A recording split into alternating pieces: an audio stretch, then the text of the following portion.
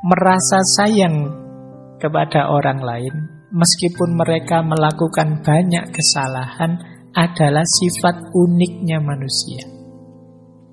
Engkau dapat melakukannya cukup dengan mengakui bahwa mereka juga manusia. Mereka melakukan itu karena tidak sadar, berlawanan dengan kata hati mereka. Dan kita semua akhirnya akan sama-sama mati, tidak lama lagi. Semua orang kan mesti mati.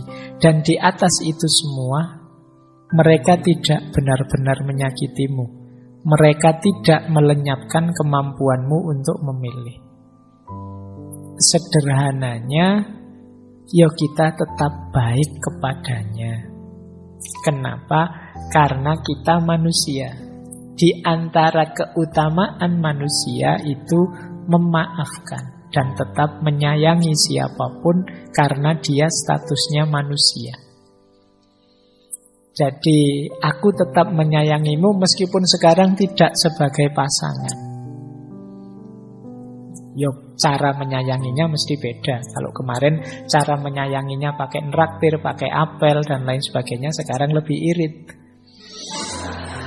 Jadi tidak perlu high cost, tapi tetap ada rasa menyayangi. Dan kalau kita kecewa dengan yang mereka lakukan, sebenarnya mereka itu tidak jahat-jahat amat. Anggap saja mereka itu mendidik kita untuk jadi lebih tangguh. Buktinya apa? Kita masih bisa tegak hari ini. Nah, jadi mereka tidak melenyapkan kemampuan kita untuk milih. Jadi maksudnya untuk menentukan hidup kita sendiri. Jadi kalau ada yang tanya terus aku bagaimana, ya tetaplah sebagai manusia kita tetap harus saling menghargai, saling menyayangi. Ya, kalau masih ngeyel saja, gimana saya melanjutkan hidup tanpa dia? Dimarahi sekarang oleh Markus, jangan biarkan masa depan mengganggumu. Engkau pasti akan menghadapinya jika perlu, dengan senjata yang sama yang hari ini menjadi senjatamu melawan masa kini. Kalau sudah patah hati kan kadang-kadang gimana aku melanjutkan hidup tanpa dia? Bisa, tidak usah khawatir. Kayak kamu dulu belum kuliah terus mau masuk kuliah kan kamu, bisa ndak ya Pak saya kuliah itu, saya itu. Ternyata dijalani ya bisa. Bahkan sekarang ya ndak blek. Jadi ternyata bisa. Kamu membayangkan mungkin yang baru menikah dulu mikirnya panjang, gimana menikah itu saya ndak bisa ini, ndak bisa itu. Dijalani ya ternyata ya bisa. Merantau keluar kota selama ini bareng orang tua terus, sekarang kuliahnya di Jogja sendirian. Mungkin awalnya kamu mikir, bisa ndak ya aku hidup sendirian. Oh, buktinya sekarang bisa. Jadi bahkan kalau disuruh pulang kampung sekarang agak males-malesan. Khawatir ditanya lulusnya kapan. Nah, bisa kok. Kata Markus, dengan alat yang sama yang kamu miliki, dengan cara berpikir yang sama, dengan gaya hidup yang sama, kamu terbukti bisa menaklukkan apapun dalam hidupmu. Apalagi ini, hanya sekedar ditinggal pasangan. Nah, jadi kata Markus, bisalah dengan senjata yang sama yang selama ini engkau miliki. Terus aku dapat apa dari semua yang selama ini aku alami berdua? Ada yang paling penting yang kamu dapat, yaitu pelajaran pendidikan diri. Kata Markus, jika ada sesuatu yang menghalangimu untuk mencapai tujuan tepat waktu, itu adalah kesempatan untuk melatih kesabaran. Jika seseorang menyakitimu, itu adalah kesempatan untuk berlatih memaafkan.